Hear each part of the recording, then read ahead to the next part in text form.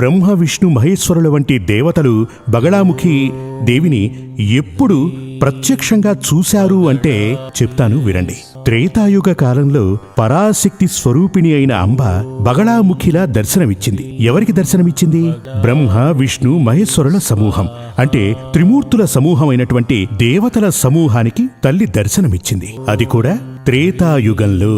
త్రేతాయుగంలో శ్రీ మహావిష్ణువు శ్రీరామునిగా అవతారం ఎత్తాడు. శ్రీ మహావిష్ణువు శ్రీరామునిగా అవతారం ఎందుకు దాల్చాడు? మీ అందరికీ తెలుసు కదా, రామాయణం తెలుసు. ముఖ్యంగా రామ అవతారపు ఉద్దేశం ఏమిటంటే రావణ సంహారం. రావణాసురుడు మహాశివభక్తి కలవాడు. అది మాత్రమే కాదు, దేవీ భక్తుడు కూడా. పరాశక్తి అయిన అమ్మ భక్తుడతను. లంకాలక్ష్మి అని అక్కడ అమ్మవారు భాసిల్లారు. అప్పుడు రావణాసురుడు అసుర చక్రవర్తి.